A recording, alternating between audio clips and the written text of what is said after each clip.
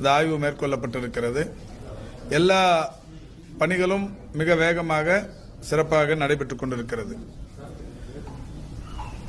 செவிலியர்கள் பிரச்சனையை பொறுத்தவரை இன்றைக்கு இந்த அரசு பொறுப்பேற்றதற்கு பிறகு கொரோனா காலத்தில் தற்காலிக செவிலியர்களாக பணிக்கு அமர்த்தப்பட்டவர்களை மாண்புமிகு தமிழ்நாட்டின் முதலமைச்சர் அவர்கள் கொரோனா காலத்தில் பணியாற்றியவர்களுக்கு அரசில் வாய்ப்பளிக்க வேண்டும் என்கின்ற வகையிலான அறிவுறுத்தலுக்கு ஏற்ப அவர்களை படிப்படியாக ஏற்படுகிற காலி பணியிடங்களுக்கு ஏற்ப அவர்களை பணியில் அமர்த்தி வருகிறோம்.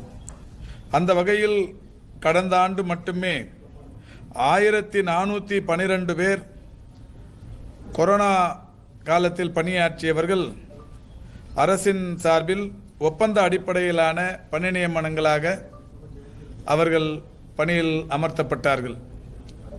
கொரோனாவில் பணியாற்றிய அந்த 1412 பேருக்கு ஒப்பந்த அடிப்படையில் பணி ஆணைகள் வழங்கப்பட்டு அவர்கள் பணியில் இருந்து கொண்டிருக்கிறார்கள்.